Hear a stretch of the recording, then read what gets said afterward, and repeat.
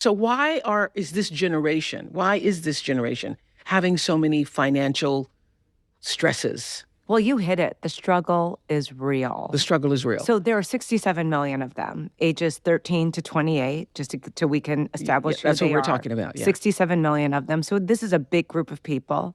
They are going into the world with a greater financial burden than the previous generation before them, which would be the millennials.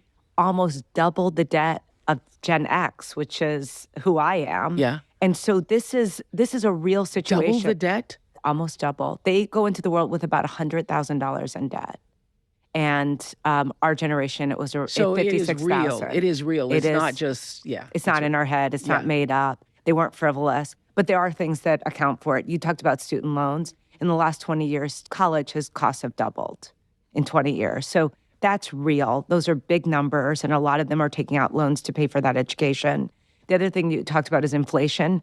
Inflation was virtually dead for decades. Right. And it's come back really strongly in the last few years. So inflation, just the cost of living has gone up much more than it was before. And then you talked about housing. We've also seen big changes in housing prices in this country. And so that has absolutely affected them. As less homes get built and there's less inventory, houses cost more. And that is something that has actually happened. And you've seen that starting during COVID, where everything in terms of new homes being built slowed down dramatically. And so a lot of young people are actually changing their attitudes about home ownership, which traditionally was the American dream. But what a lot of people now feel like they can't. So they still want to own a home. It feels a little bit further away. And that is actually proven to be true. Again, the data. It is. Yeah. I always like to say math has no opinion. The first-time home buyer, average age right now is 38 years old. Wow. That is 10 years older than Gen X.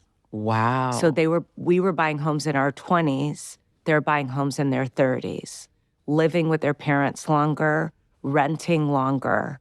And so there is actual data to show that American dream, that home purchase, is further and further away. Here's the other thing.